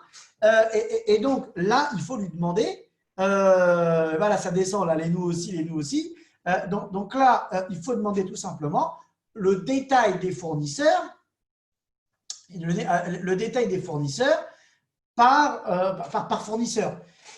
Vous avez bien compris, je vois encore plein, là, on me donne des noms de syndics, etc. Vous avez bien compris qu'en touchant le grand livre, vous mettez le doigt où ça fait mal. Un bon, mauvais syndic, son objectif, c'est vous faire perdre dans les listes du grand livre. Ce n'est pas que tout soit transparent et que vous arrivez à retrouver les 44 000 € et les 40 000 € de machin et de machin bidule. L'idée, moins c'est transparent, moins vous avez une visibilité sur les fournisseurs impayés, moins vous avez une visibilité sur les comptes d'attente, on va y revenir, moins vous avez une visibilité sur les excédents travaux, et mieux, moi, syndic, je me porte. Poursuivons. Ensuite, voilà par exemple un compte que vous ne devez pas voir, fournisseurs divers. Donc là, bon, il y a l'ARC en l'occurrence, mais bon, peu importe. Mais pourquoi tout d'un coup, on a des fournisseurs qui n'ont pas, je dirais, la chance d'avoir un libellé propre à eux. Et donc, pour le coup, là, il a considéré que nous, on était dans les divers, peu importe, mais surtout qu'il fallait mélanger les régules du gardien d'immeuble, en l'occurrence, avec les cotisations de l'ARC. Donc, un moyen, encore une fois, pour perdre en traçabilité qu'il faudra corriger. Et donc, votre première mission peut-être, pour ceux qui commencent à aborder le grand livre, c'est déjà de savoir s'il est lisible, compréhensible et qu'il n'y a pas d'amalgame ou de confusion entre les tiers de la copropriété qui ne devrait pas être. Donc voilà encore un exemple flagrant. Je poursuis. Alors, qu'avons-nous là? Donc là, on a tout simplement les honoraires du syndic. Et là, on s'aperçoit tout simplement que le syndic essaye de tout amalgamer dans son compte. Il essaye d'amalgamer les honoraires de travaux avec les honoraires de vente, avec les honoraires de suivi de contentieux, avec les honoraires de syndic. Et là, peut-être qu'il faut aussi pousser le bouchon en disant « Monsieur le syndic, nous, on aimerait une plus grande traçabilité et lisibilité, notamment dans vos honoraires. Et donc, on va vous demander à bien distinguer les honoraires de base, des prestations complémentaires et supplémentaires et des honoraires privatifs. Comme ça nous permettra de mieux suivre les sommes que vous prélevez sans forcément demander l'aval du conseil syndical. Donc, vous voyez, il y a vraiment une vraie mission pour vous d'élagage du grand livre pour le rendre le plus lisible et le plus expressif, entre guillemets, le plus transparent possible pour que vous puissiez avoir une vraie mesure de contrôle des données qui vous sont communiquées. J'avance et voilà par exemple un élément qui doit vous interroger. C'est par exemple lorsque vous avez là pour le coup c'est le syndic, et on se retrouve avec des syndics qui présentent un compte débiteur. Comment expliquer que le syndic, bon, pour le coup Ferrière, il est là, comment expliquer que le compte syndic présente en fait une dette vis-à-vis de la copropriété? Normalement, un syndic présente des factures et il n'a pas à présenter une dette, c'est-à-dire qu'il doit de l'argent à la copropriété. Donc, une des explications, c'est que le syndic a prélevé plus que ce qu'il avait le droit, ce qui pose problème. J'avance. Là, pour le coup, bon, là, il a présenté des honoraires de relance. Donc là, il est créditeur. Pourquoi le syndic est créditeur? J'avance, parce qu'il faut aller dans le vif du sujet. On continue avec ce fameux grand livre. Bon, donc on s'aperçoit qu'il y a des fournisseurs inconnus. Du coup, alors pourquoi le fournisseur est inconnu? Et ensuite, maintenant, on va rentrer dans les comptes des copropriétaires. Alors, dans les comptes des copropriétaires, on va justement vérifier ensemble quel est l'impact de ces appels de fonds appelés à outrance auprès des copropriétaires. Et on s'aperçoit que, voilà, alors là, on ne voit pas très bien, mais par contre, ce copropriétaire, il présente un débit de 13 000 euros. 13 000 euros parce que tout simplement, on lui a intégré les appels de fonds chauffage, les appels de fonds ascenseur, les avances de trésorerie, les pénalités liées au suivi du contentieux. Et donc, au final, on a provoqué quoi? On a provoqué que par ce jeu d'appels de fonds à outrance, on plante les copropriétés, plutôt, débiteurs. Et donc, vous voyez, j'ai entouré qu'en l'espace dans le même jour, ce copropriétaire s'est vu imputer des honoraires de suivi dossier contentieux et aussi, comment dire, des frais d'huissier, en l'occurrence du bois. Donc, en une seule journée, ce copropriétaire s'est trouvé à devoir prendre en charge plus de 600 euros, presque 600 euros plutôt, d'honoraires de suivi de contentieux. J'espère que vous voyez un petit peu l'impact des choses et vous comprenez ce qui se cache derrière tout ça. On va aller vite parce qu'il y a tellement à voir. Là aussi, c'est la même chose. Le sol, là du coup, on a un autre copropriétaire débiteur. Bon, peu importe, on va pas rentrer dans les détails ici des honoraires. Et donc, voilà, c'est la même chose. Là, on a un copropriétaire débiteur de 9 000 euros. L'autre, 7 000 euros. Par contre, on a créé cette situation. On a créé cette situation où il n'y a eu aucun frein aux appels de fonds. Et donc, on plante les copropriétaires. D'autant plus, encore une fois, qu'on ne rétrocède pas les crédits auxquels ils avaient le droit. J'avance et je vais aller directement vers le plus dur et après je reviens sur cette image-là. Alors, attendez 2 petites secondes. Voilà.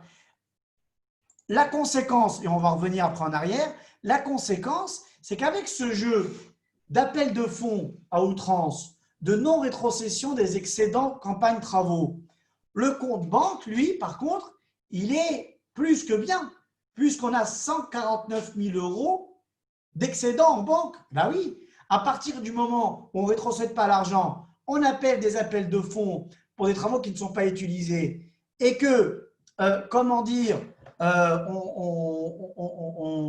rentre dans une mécanique de cavalerie, eh ben, on arrive à la situation où on est une copropriété extrêmement riche avec des copropriétaires extrêmement pauvres ou du moins endettés. Je rappelle, parce que moi j'aime bien, même si je suis jeune, 149 000 euros, c'est 1 million de francs.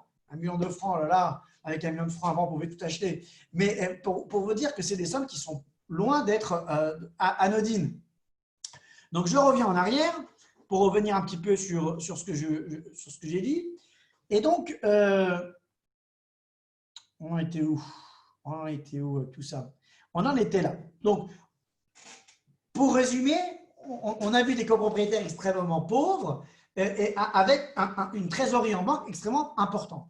Mais l'histoire ne s'arrête pas là. Car si on regarde bien dans le détail, on s'aperçoit qu'il y a des débiteurs divers et il y a des créditeurs divers.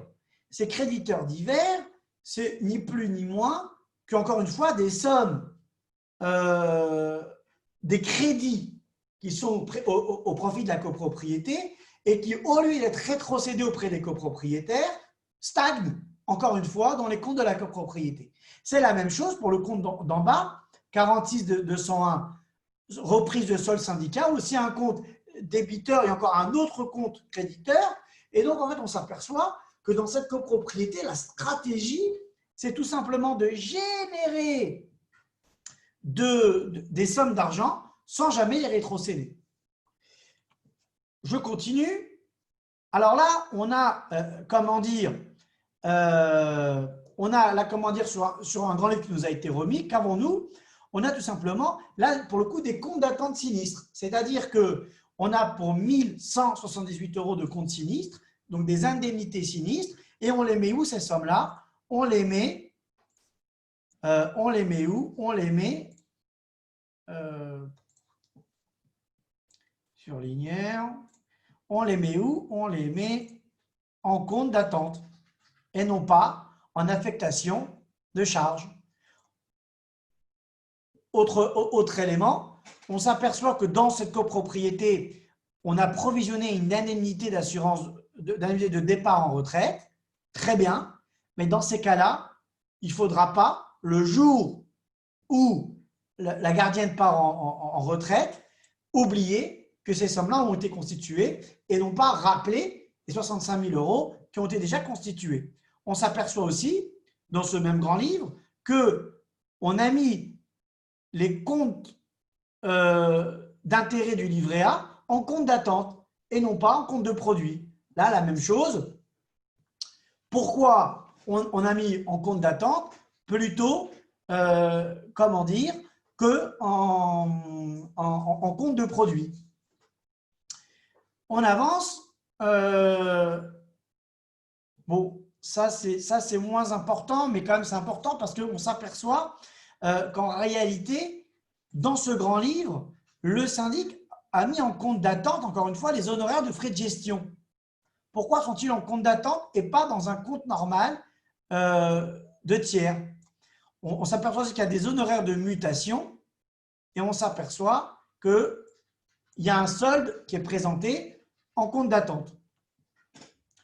On poursuit et là on s'aperçoit que dans ce grand livre, par exemple, on n'a pas moins de 3, même 4 comptes de banque. On a un compte de banque à terme qui est à 0, on a un compte sur livret, on a un second compte sur livret et on a un compte de banque Crédit Agricole. Est-ce que la copropriété a effectivement ouvert 3 comptes? Est-ce que, comment dire, le co-syndical est au courant? Est-ce que les rapprochements bancaires ont été faits? Est-ce qu'on a des relevés bancaires? Etc., etc., etc. Est-ce que vous ne vaudrait pas mieux que l'on mette l'ensemble des montants sur un seul compte plutôt que d'en avoir 3 ou 4? Vous voyez, toutes ces questions-là, c'est à se poser.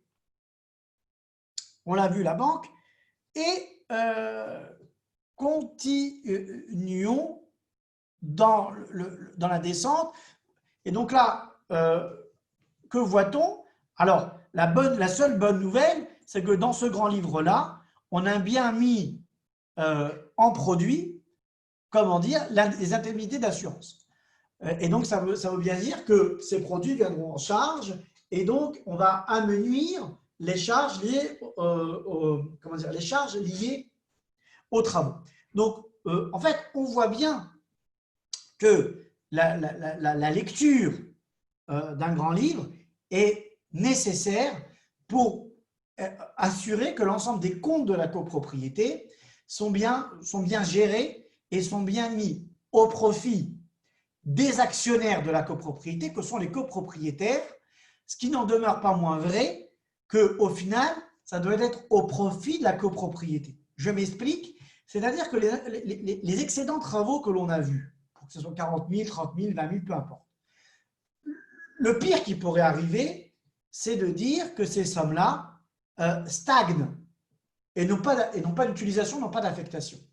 Mais à partir du moment où les copropriétaires connaissent leur existence et décident de mettre ces sommes au fonds travaux, ils ont une utilité. Le jour J, il faudra utiliser le fonds travaux, ils seront là, tout va bien. Mais par contre, si ces sommes-là sont inconnues du grand public, en particulier, je dirais, des copropriétaires, c'est là où la difficulté se présente.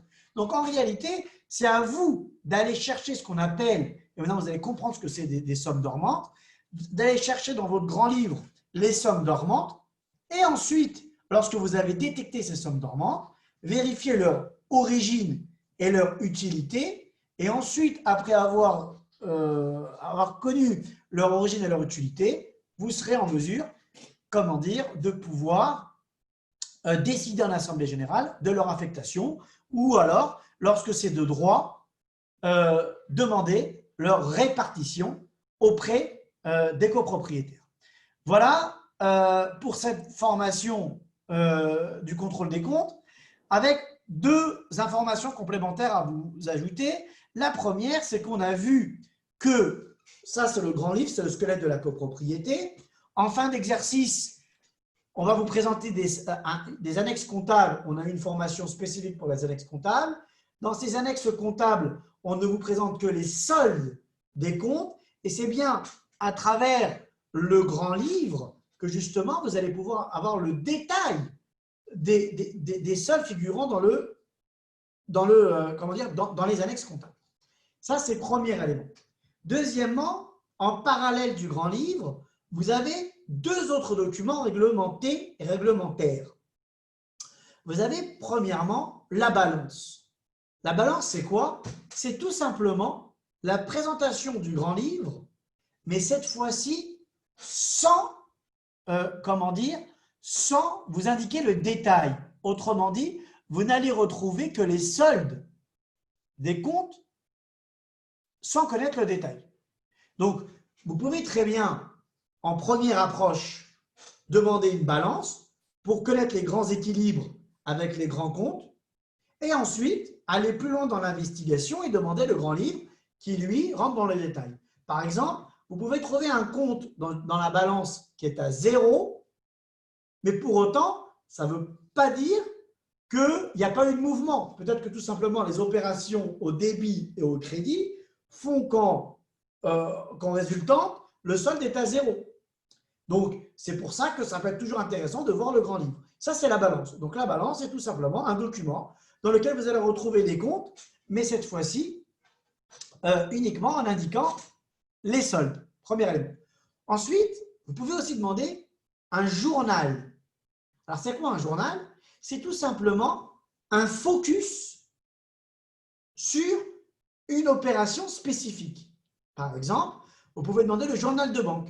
Et dans le journal de banque, vous n'allez trouver que les opérations liées au compte banque. Vous pouvez demander, par exemple, un journal des fournisseurs.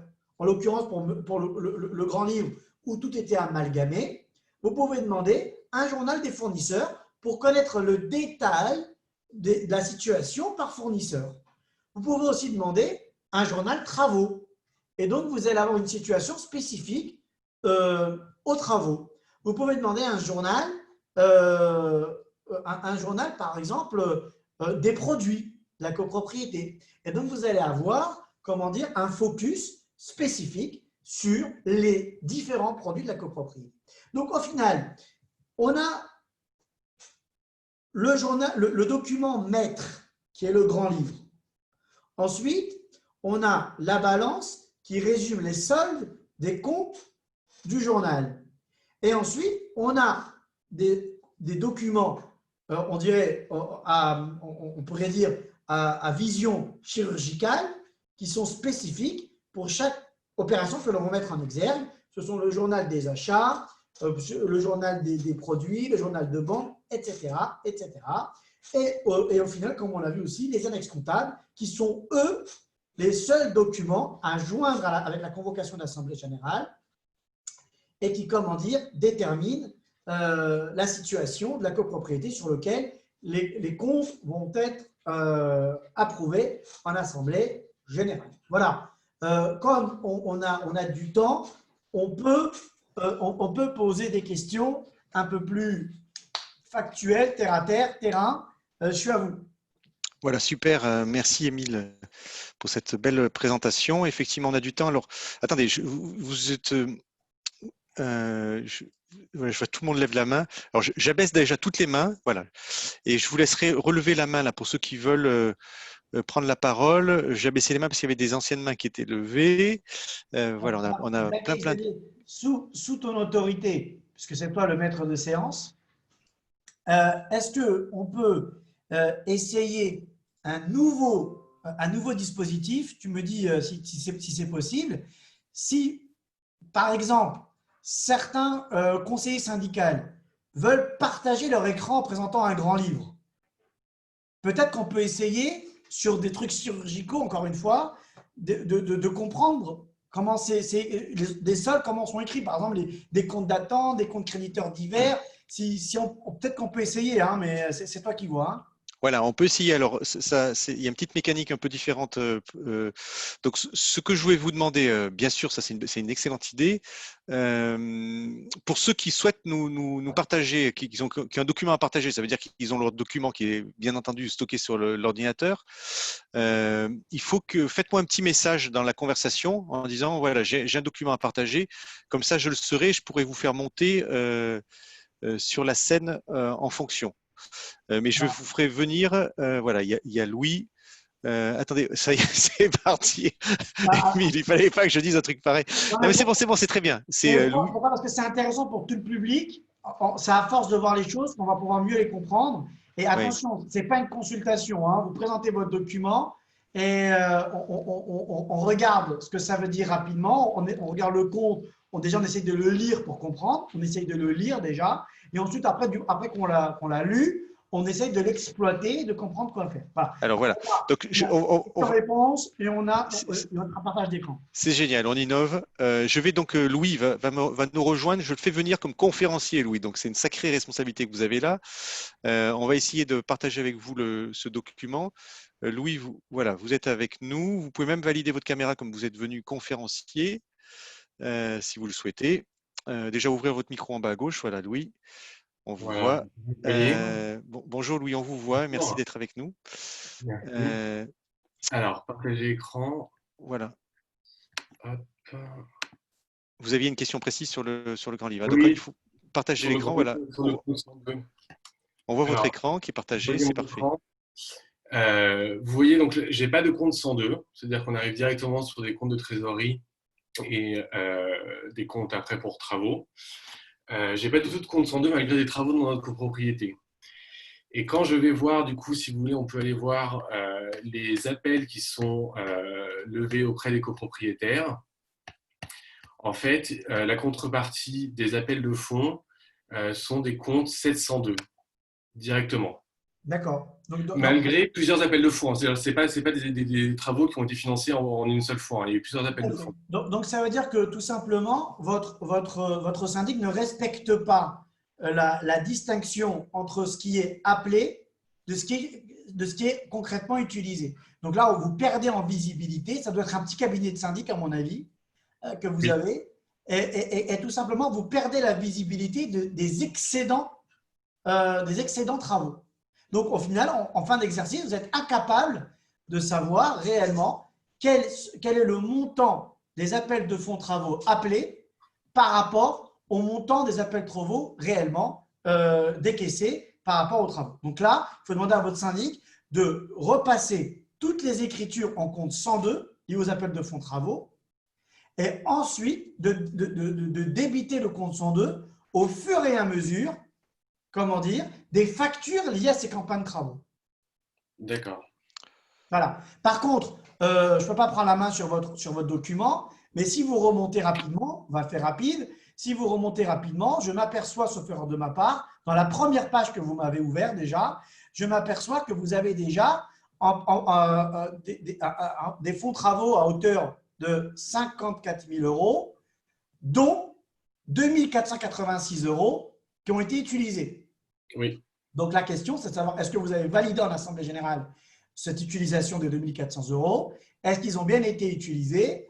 Et comment dire, en parallèle de ça, vous avez aussi, comment dire, une avance travaux. Voilà encore une fois le cas typique. Dans votre cas de figure, c'est presque intéressant de faire monter un peu les grands livres. On a une avance de trésorerie à hauteur de 90 000 €. On a, comment dire, une avance travaux de 34 000 €. Et on a, alors vous, c'est le pompon. Non, je pense que l'avance travaux est nulle parce qu'on a au débit et au crédit là, exactement la même somme et en fait, du coup, le solde est égal à 0. Oui, tout à fait. Mais alors, la question, c'est comment justifiez-vous que cette avance trésorerie a disparu? Ça devait être des reports à nouveau des anciennes écritures sur l'ancien syndic. Vous êtes sûr? Il faudrait que j'aille revérifier. On a changé de syndic il y a peu. Eh bien, justement. Alors, vérifiez, l'argent est passé où? Alors, ouais, tout a été mis sur le compte banque, même Non, ça n'a rien à voir. Le travaux n'est pas placé en plus. Ça n'a rien à voir. Ça n'a rien à voir, je sais, mais en fait, tout a été récupéré. Ça n'a rien à voir. Non, mais vous voyez, donc, ce que je vous conseille, c'est un cas pratique. Ce que je vous conseille, vous prenez le grand livre du syndic sortant. Vous regardez l'avance de travaux, à combien elle était. S'il y avait un crédit, vous regardez avec le syndic, le grand livre du repreneur, comment justifie-t-il que l'argent a disparu, que les sommes ont disparu. Donc, c'est un contrôle. Il y avait 34 000 € d'avance travaux. Peut-être qu'effectivement, ça a été apuré par l'ancien syndic. Peut-être qu'il y a une autre explication. Donc, en tout cas, chez vous, aujourd'hui, il y a pour 4 500 € d'avance de trésorerie et 50 000 € de fonds travaux, avec 2 000 € d'utilisés. Oui, alors ça a été utilisé au moment où on avait décidé du financement d'un poste travaux. Très bien. Moi, je vous dis juste la chose. Voilà. Donc, en tout cas, pour répondre à votre question, là, votre grand livre n'est pas réglementé, terre, puisque tout simplement, il n'utilise pas le compte de transition, le compte 102, pour justement distinguer les sommes appelées en matière de travaux par rapport aux sommes effectivement utilisées. Et donc, vous perdez la visibilité des éventuels excédents. Voilà, merci beaucoup. Louis pour votre intervention. Merci Émile. Je vous remets en spectateur, hein. Voilà, on avait également, donc je voulais prendre Guédon. Alors, si je trouve Guédon Dominique, est-ce qu'il est encore là? Est-ce que vous voulez parler, Dominique Guédon? Il faut lever la main si vous voulez parler. Je ne vous vois pas dans. Ouais, voilà, je vous vois. Vous allez partager avec nous, je vous fais venir. Donc, vous pouvez mettre la vidéo, mais ou pas, hein, il n'y a pas d'obligation. Vous nous rejoignez. Est-ce que vous êtes avec nous? Voilà. En bas à gauche, il faut ouvrir votre micro. Vous pouvez ouvrir la vidéo encore une fois sans obligation si vous voulez. C'est en bas à gauche aussi la vidéo. En bas à gauche le son déjà. Bon. Ça marche pas. Attendez, si je vous permets d'activer. Non, ça marche pas. Bon, tant pis. On essaiera une autre fois, Dominique. Je vais prendre. Ah mince, Dominique, je voyais. Non, c'est pas bon. Peut-être je vais permettre à Nathalie de prendre la parole. Nathalie, voilà. Ah ben ça y est, on a Dominique qui est avec nous. Vous m'entendez? Ça y est. Ah, bon, mais on vous entend. Mais Nathalie en stand-by, on va lui répondre. Voilà, alors, on va revenir avec vous. Monsieur Guédon, on vous écoute. Alors moi, j'ai pas pu obtenir le grand livre de 2019. Ouais. Le syndic, il a été malin, il m'a donné seulement que le grand livre de 2020. D'accord. Et donc votre question, c'était? Je voulais le montrer parce que je voudrais voir par rapport aux travaux. Bon, c'est très simple. C'est très simple. Votre question, elle est importante, puisqu'en réalité, tout bon ou mauvais syndic vont faire des pieds et des mains pour ne pas vous le transmettre. Donc, tout simplement, conformément à l'article 21 de la loi du 10 juillet 1965, vous envoyez un recommandé avec accusé de réception, rappelant au syndic qu'il a un délai d'1 mois pour remettre les documents. À compter de ce délai d'1 mois, il y a des pénalités de 15 € par jour de retard qui s'appliquent. Donc, vous faites un courrier en recommandé et vous lui dites qu'à compter du 21 juin, date butoir d'1 mois, des pénalités de 15 € s'appliquent et vous ferez valoir ces pénalités, s'il le faut, devant un juge, devant un tribunal. Et je peux vous assurer qu'il va se bouger pour vous le transmettre. Le problème qu'il y a, c'est que je suis tout seul au conseil syndical. Peu importe, il vaut mieux être seul que mal accompagné. Voilà, en tout cas, merci Monsieur Guédon pour cette intervention. Donc on avait alors Francine qui veut nous présenter. Est-ce qu'elle est là, Francine? Voilà, Francine, je vous fais venir aussi. On teste avec la technique, hein, on pousse le système à mort. Voilà, Francine, en bas à gauche, vous ouvrez le micro. Voilà. Voilà. Bonjour. Comment est-ce qu'on partage je ne sais pas comment on fait pour partager le grand livre. En bas, vous avez une flèche qui est marquée partager l'écran en vert. Oui. Voilà, vous cliquez dessus. Oui. Et après, vous faites partager tout l'écran. Grand livre. Voilà, c'est ça? Voilà, c'est bon. Voilà. Ah, d'accord, ok. Donc, moi, je voulais juste avoir, si on a le temps, un petit aperçu rapide. Et il y a un truc que je me posais, je viens de voir, quand vous parliez je ne sais plus, je l'ai noté dans le compte, parce que je vois dans le compte banque, là, je ne sais plus, j'arrive plus à me rappeler, parce que là, il y a eu tellement de données. Indemnité de… Ah, voilà. À l'avant-dernière page, 1, 2, 3, ouais. À l'avant-dernière page, je vois avance travaux de réfection maçonnerie façade rue, donc avec un montant, le même montant au débit et au crédit. Et en haut de ce même compte, donc c'est le compte, où est-ce que c'est le numéro du compte? Au fait, je ne vois pas. Vous le voyez sur le… Oui, on voit votre écran. Oui, comment… Ah, bah, j'ai la flèche là. Et comment ça se fait que ce montant-là, et c'est le même pour l'indemnité retraite je ne comprends pas. Parce que tout simplement, c'est un jeu d'écriture. C'est pas la même chose qu'une retraite. Non, mais tout simplement, c'est un jeu d'écriture pour annuler l'opération. C'est-à-dire qu'en réalité, on a neutralisé l'écriture. Vous allez, s'il vous plaît, me remonter tout en haut de votre grand livre. Mais comment ça se fait qu'on a… Parce que nous, on a un mur qui se casse la figure. Non, mais là, il y a un gardien qui est parti. Comment ça se fait, quoi? Là, ça, c'est la gardienne. Voilà, regardez. On va regarder ensemble les comptes. Descendez gentiment les comptes 102. On va voir s'il y a des sommes. Sinon, on voyait s'il y a déjà des trucs anormaux, là. Allez-y, descendez. Parce que là, il y a déjà indemnité. Tout ça, là, c'est indemnité de à la retraite. Laissez parler. Suivez le maître. Descendez. Descendez encore. Alors, regardez, stop. Alors, déjà, on s'aperçoit de choses, là. On s'aperçoit… Stop, arrête. Oui. Vous avez, par exemple, une réserve de trésorerie de 31 000 €. Où ça? On s'aperçoit que vous avez, un fonds travaux à hauteur de 23 000 € oui, qui ont été crédités. Et donc, descendez encore. Alors, attendez, je vais le marquer en même temps. Parce que justement, est-ce que allez-y, descendez. On va prendre les notes après, madame. Allez-y. Parce que comme il y a 700 personnes qui sont avec nous. Ok, allez-y. Et donc, vous voyez, chez vous, c'est la même chose. Chez vous, tous les fournisseurs sont amalgamés. Oui.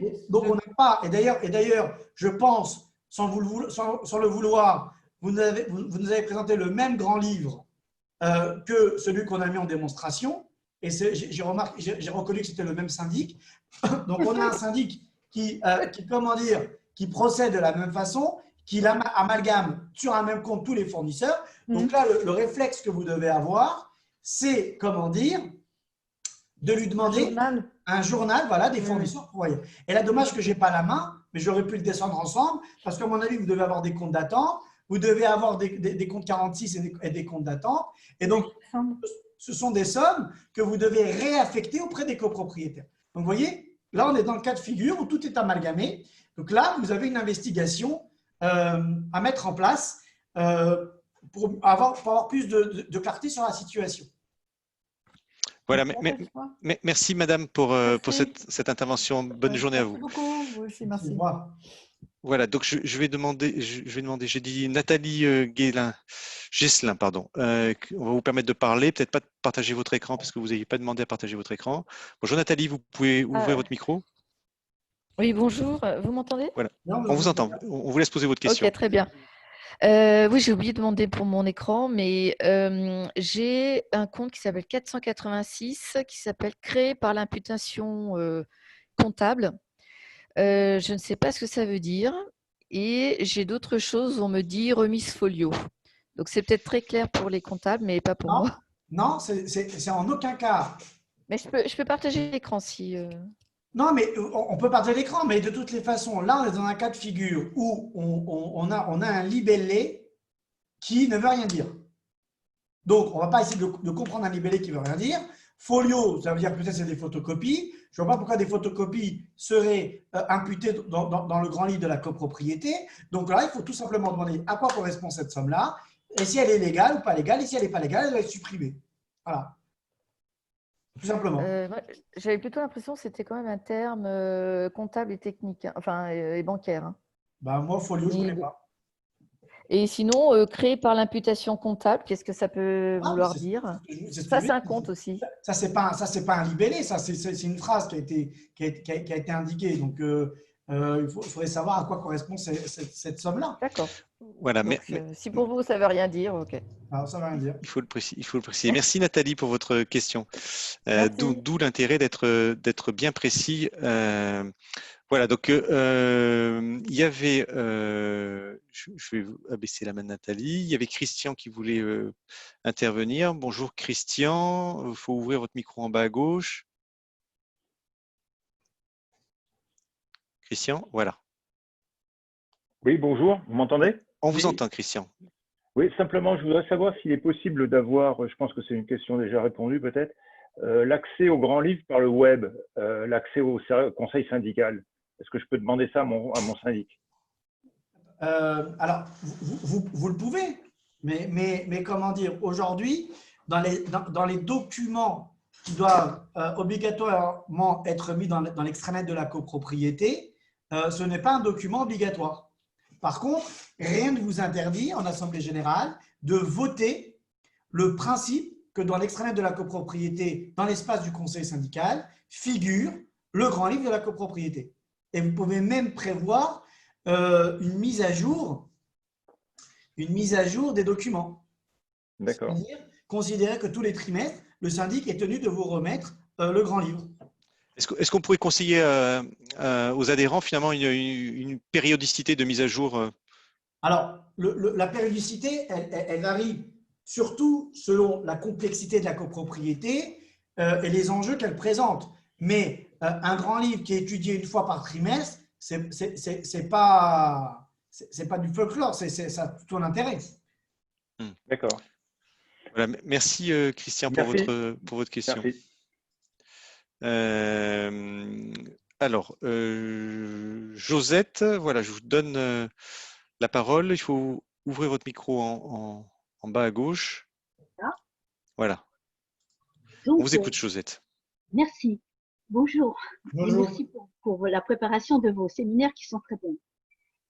Très bonnes. Bon, voilà. Alors, donc, dans mon grand livre, tout à l'heure, au fond 105, les fonds obligatoires, en solde, j'ai 13 480,73 que donc je devrais censément retrouver dans le livret A. Tout à fait. Et donc, le livret A, vous aviez dit qu'il était en compte 120, en 102, c'est ça? Non, il est en compte 101. Ah, il est en compte 101, il n'est pas en compte 102. 100. D'accord. Donc, là, j'ai 1006,73. Et en fonds travaux, vous avez combien? En fonds travaux, j'ai 13 480,73. Il y a un gros souci. C'est ce que je pensais. Il y a un gros souci. Donc là, vous devez impérativement demander les relevés bancaires du compte du livret A pour vous assurer, quelle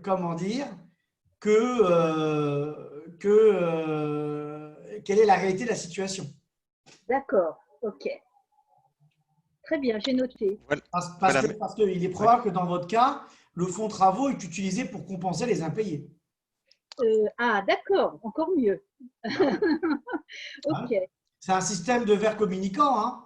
À partir du moment où le verre est vide, j'utilise l'eau de l'autre verre pour essayer d'alimenter le verre. D'accord. Bon, ben, je vais creuser ça. Merci beaucoup. Merci Josette pour votre question. Merci pour votre écoute. Merci. Alors, il y a Bouana qui nous propose, c'est monsieur, madame, Bouana qui nous propose de partager son écran. Allez-y, vous avez la main, vous pouvez ouvrir votre micro. À chaque fois qu'il y a un grand livre qui vient, je me dis, mais qu'est-ce que je vais voir? Bonjour. Voilà, le micro est ouvert, hein, c'est à vous. Oui, donc bonjour. Nous avons changé de syndic il y a 2 ans et en fait, il y avait pas mal de problèmes dans les grands livres de toute façon de l'ancien syndic. Voilà, je vous partage. Est-ce que vous voyez mon écran? Allez-y, en bas, il faut cliquer sur partager l'écran et puis après, il faut faire OK une fois qu'il vous a demandé. Partager l'écran, je vois pas. Il y a un bouton vert en bas qui est marqué partager écran. Je ne vois pas. Posez votre question. Posez la question, c'est pas grave. On va se l'imaginer, votre grand livre. En fait, déjà, tous les fournisseurs sont mélangés, enfin, je crois. Et il y avait 60 000 € d'avances diverses qui disparaissent de temps en temps, 15 000 par-ci, 15 000 par-là. Moi, j'ai déjà posé des questions, mais l'ancien syndic n'a jamais su répondre. Je sais que les 15 000 € ont été probablement prélevé, mais d'une manière injustifiée, du coup, il ne peut pas justifier. Mais le nouveau syndic ne peut pas coopérer avec nous. Il a envoyé une lettre recommandée auquel son confrère n'a pas répondu. Dans ces cas-là, vous parlez de sommes extrêmement importantes. Dans ces cas-là, il faut que l'on étudie le grand livre, que l'on remonte peut-être sur des grands livres extérieurs et peut-être engager la responsabilité civile, voire pénale, je ne connais pas le dossier, de votre précédent syndic pour vérifier s'il n'y a pas eu des sommes qui ont été tout simplement détournées. Donc là, ça mérite justement un audit des comptes pour voir ce qui s'est réellement passé. D'accord. On voulait vous demander si on pouvait justement vous missionner pour un audit. Enfin, on voulait faire ça avec notre président, M. Catoire, qui suit aussi les conférences. Vous pouvez nous alors pour être tout à fait clair, on peut diligenter des contrôles de compte et de gestion au sein de la copropriété, mais on n'est pas expert judiciaire. C'est-à-dire que si nous, on vous dit attention, ça sent le roussi, ensuite il faudra engager une action judiciaire et là, nomination 9 fois sur 10 d'un expert qui va remonter les comptes et qui va déterminer si oui ou non il y a eu ou pas détournement de fonds ou autre malversation, ou bien s'il s'agit tout simplement d'imputations comptables qu'il faut corriger. Donc, on peut le faire. D'accord. Voilà, merci, madame, pour votre question. Merci à vous. Voilà, on a plusieurs questions sur des logiciels de comptabilité. Émile, peut-être préciser. Alors, je vais vous dire une chose. Le logiciel de comptabilité, on s'en fout. Parce que vous êtes client, vous êtes mandataire, vous êtes mandant, je veux dire, vous n'êtes pas prestataire de service, vous n'êtes pas le conseiller du cabinet du syndic. Le syndic vous donne une prestation. Le syndic est un professionnel, le syndic doit tenir des obligations légales et réglementaires. À partir de ce moment-là, il y a un devoir de résultat à apporter. Donc, le gars, il vous dit, mon logiciel, voilà, on s'en fout. On s'en fout. Grosso modo, on s'en fout. Vous devez présenter un grand livre, vous présentez un grand livre. Point barre. Le logiciel ne présente pas de grand livre, ben, vous changez de logiciel.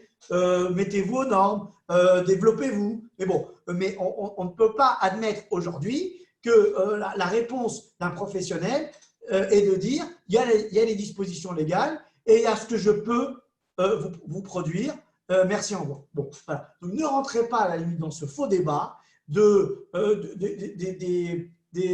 limites informatiques ou technologiques. Vous êtes en droit de réclamer, encore une fois, non pas, je dirais, un caprice de star, mais le droit, rien que le droit. Donc, à partir de ce moment-là, vous réclamez votre grand livre, point barre. C'est tout. Voilà, il y a Monsieur Leduc qui nous rejoint. Monsieur Leduc, bonjour. Il faut ouvrir votre micro en bas à gauche. Okay. Voilà, et vous pouvez mettre la caméra si vous le souhaitez, mais il n'y a pas d'obligation. Vous pouvez partager. Vous nous entendez? Oui, j'entends très bien. Voilà, ça y est. Je vois que vous êtes très à l'aise sur le partage d'écran. On y va. Allez-y. Donc, vous aviez voilà, une question. Je vous ai partagé donc, notre grand livre. C'est un grand livre de Nexity. Et en fait, on a des gros problèmes avec Nexity depuis des années. On voudrait les virer. Non, on ne peut plus les virer avec tout ce que j'ai pu entendre par rapport à ce que vous aviez dit.